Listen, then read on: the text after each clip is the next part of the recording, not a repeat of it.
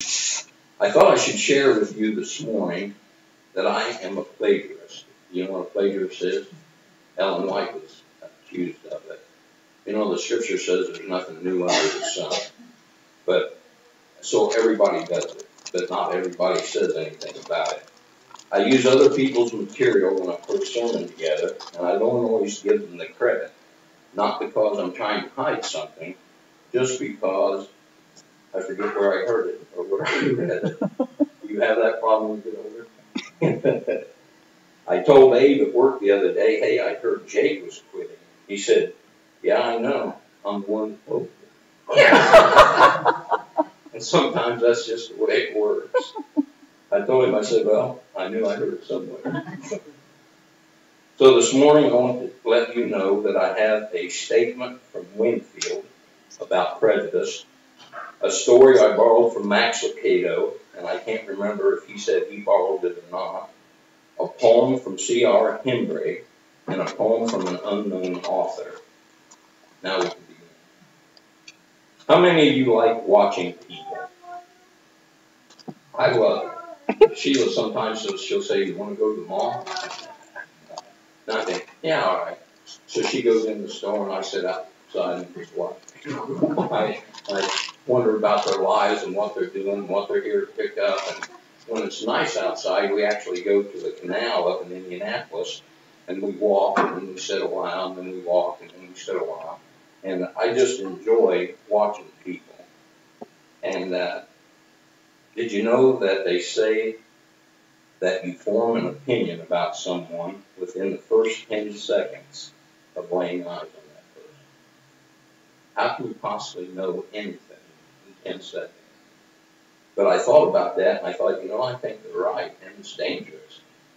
If someone walked into this church right now, well-dressed, and maybe a briefcase or Bible in his hand, you'd have an opinion about it. And if another guy walked in with jeans all in his holes, tattoos up both arms, you'd have an opinion about him.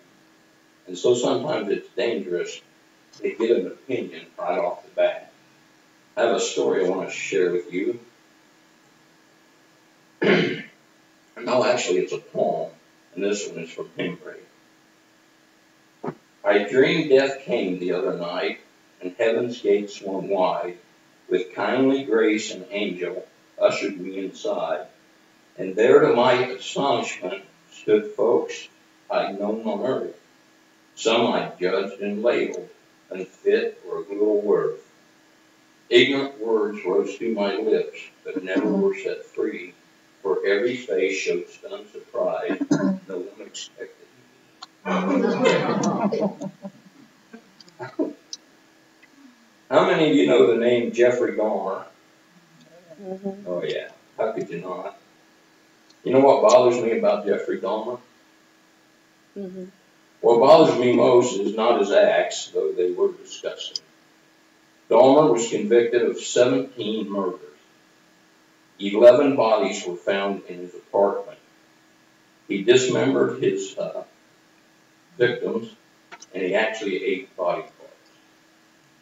Webster's dictionary contains many words that you could attach to Jeffrey Dahmer, but each falls short of describing a man who kept skulls and a human heart in his refrigerator.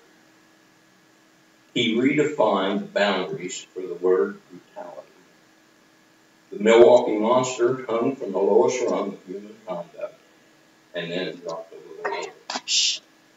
But that's not what bothers me about Jeffrey Dahmer. Can I tell you what does bother me?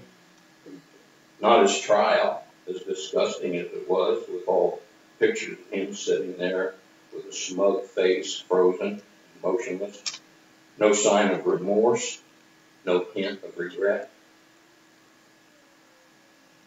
Do you remember his eyes? Cold his eyes. Nothing bothered him, nothing fazed him. But I'm not talking about him because of his trial. There's another reason. Can I tell you what really bothers me about Jeffrey Dahmer? It's not his punishment, though life without pardon is hardly an exchange for his crime. How many years would satisfy justice? a lifetime in jail for every life that he took. But that's another matter, and that's not what bothers me. I'm going to tell you what bothers me about Jeffrey Dahmer. It was his conversion. Months before an inmate murdered him, Jeffrey Dahmer became a Christian. They said he repented, was sorry for what he did, and I mean really sorry.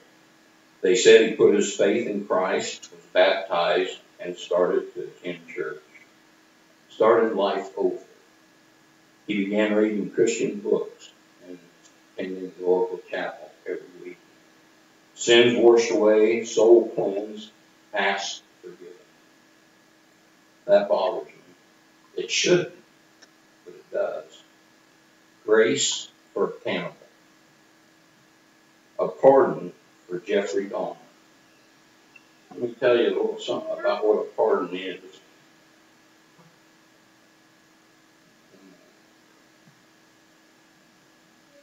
This comes from this big red book, page 5341.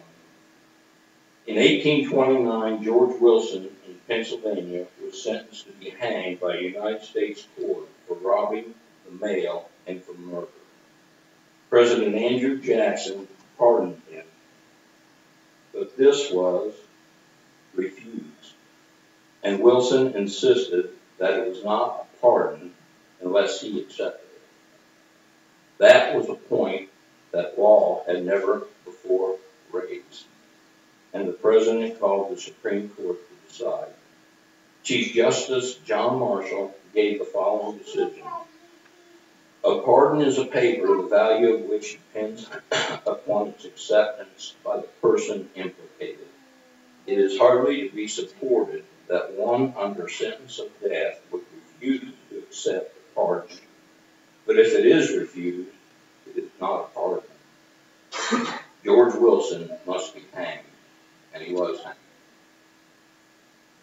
Provision of the gospel of Christ, which is the power of God unto salvation, is for everyone, irrespective of what he may be or what he has done.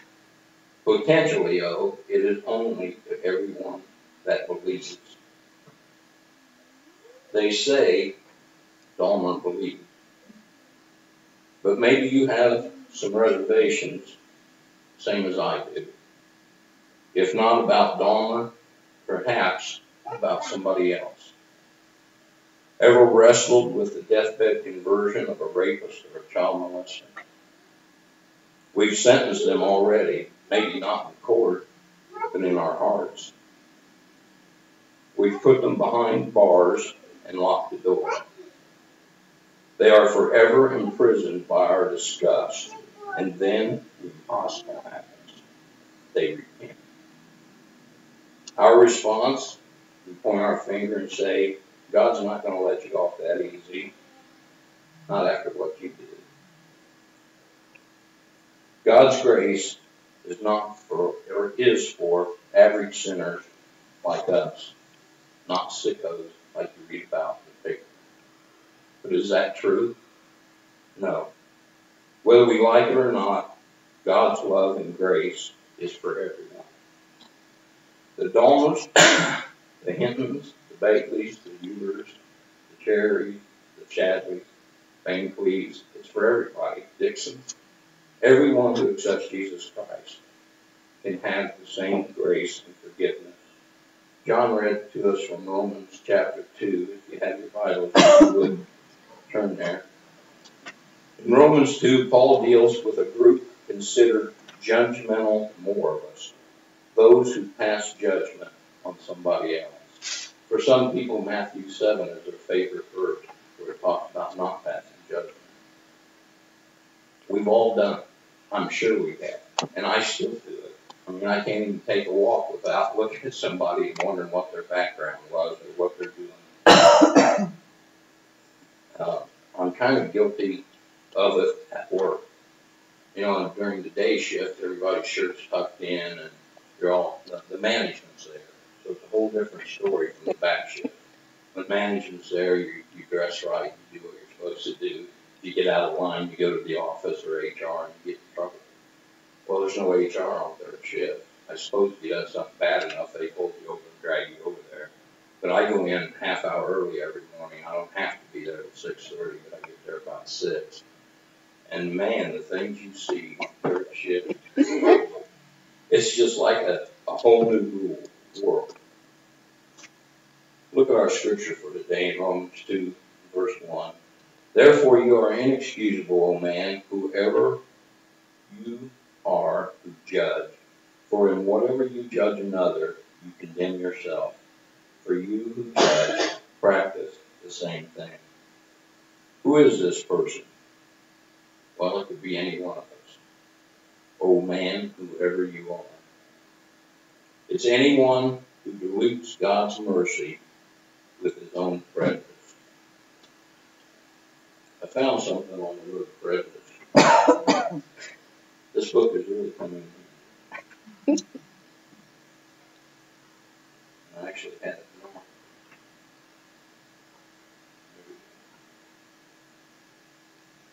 It's called Prejudice Defined, and it's by Wingfield.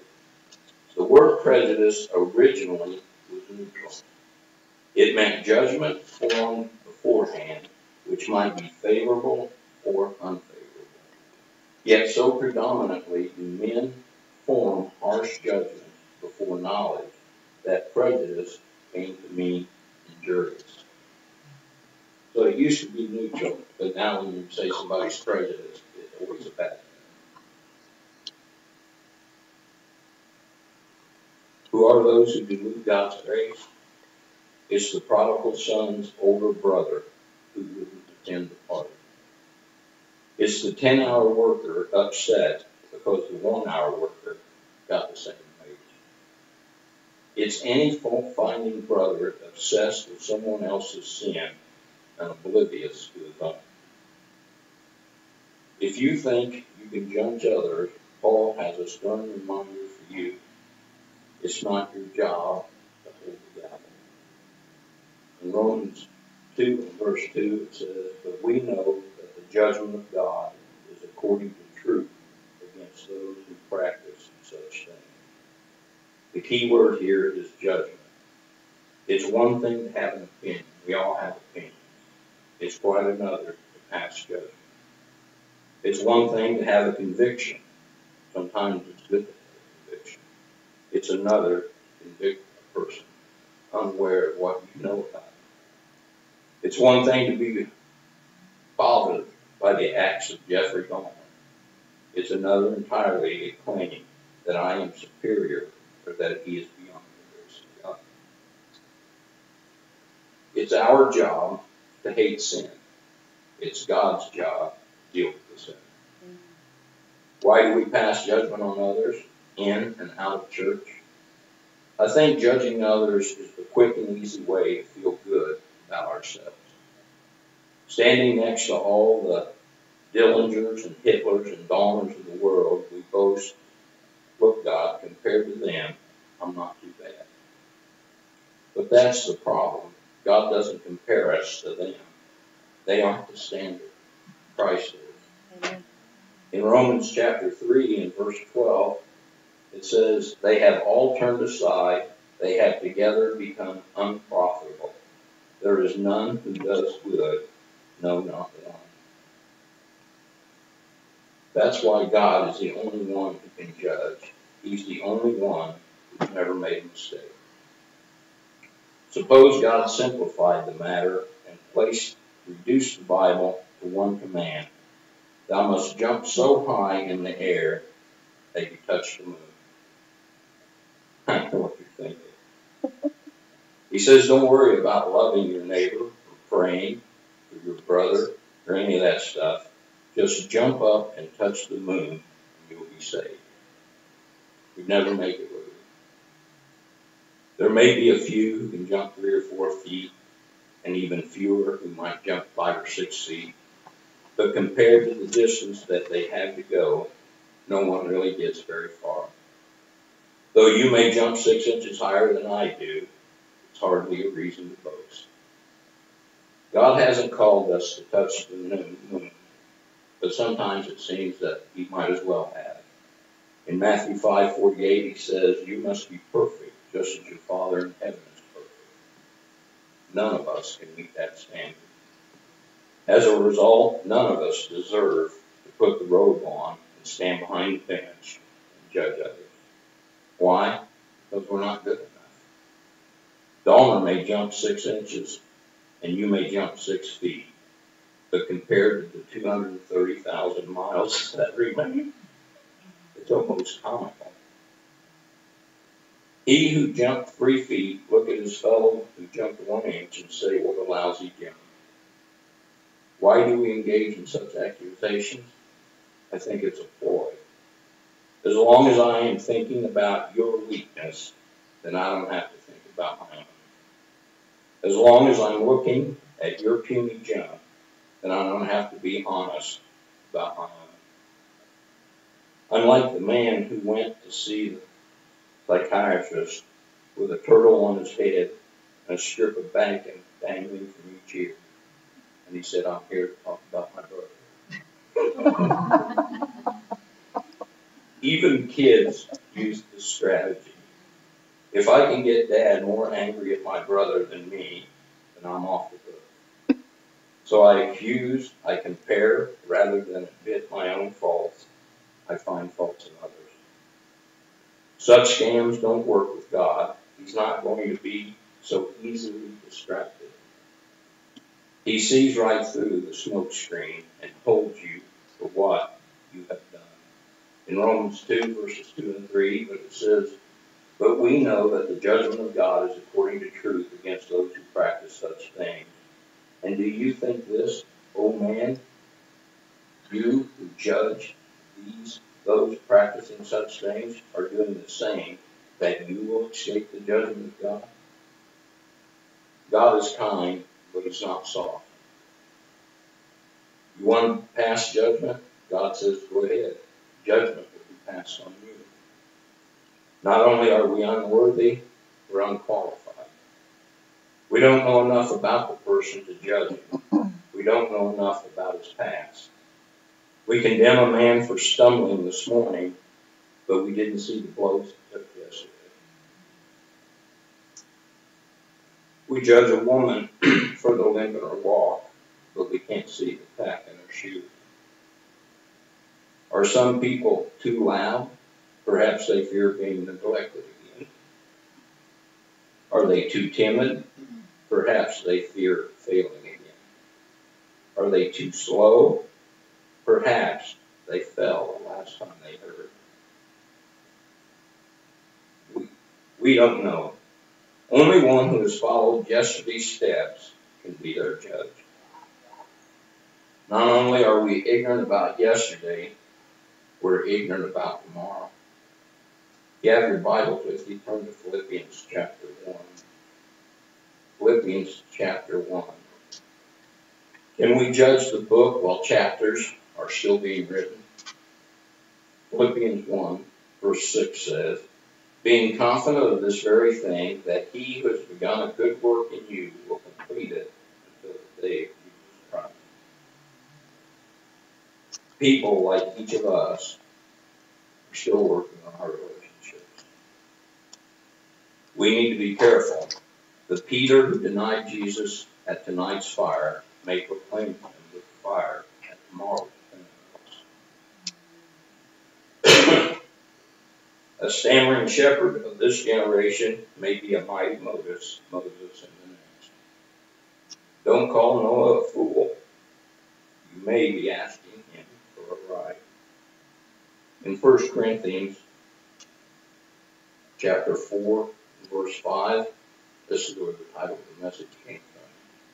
"Therefore judge nothing before the time until the Lord comes, who will both bring to light the hidden things of darkness and reveal the counsels of the heart. Then each one's praise will come from God." A condemned criminal was sentenced to death by his country. In his final moments, he asked for mercy. Had he asked for mercy from the people, it would have been denied. Had he asked of it from the government, it would have been declined. Had he asked of it from his victims, they would have turned a deaf ear. But it wasn't to these folks that he turned for grace. He turned instead to a form that was hanging on a cross next to him. And he said, Jesus, I knew this would be the farce. He said, remember me when you come into your kingdom. And Jesus answered by saying, I tell you the truth today, you will be with me in paradise. Amen. So we need to leave the judging with God, because I think we got plenty to worry about just taking care of ourselves. Yeah. I Amen. want to close with a poem from an unknown author. And since it's unknown, if you want to go ahead and consider I wrote it, that's fine. It says, there's one old fact in life I've found, 'tis sad but very true. The faults that lie in each of us seem so much worse in you. If you tell me a thing or two, you're heartless as can be, but when I tell you all your faults, I'm honest, don't you see? When tests and trials come your way and you feel very low, why be so weak and spineless is what I want to know. But when it's me who's down and out, somehow it's not the same. It's just that folks don't treat me right. I'm really not to blame. When you set out to tackle this impossible as seems, you're trifling and careless and full of idle dreams. But when I do the very same, it's faith I'm clinging to. Now isn't it strange the change it makes when it's me instead of you? Thank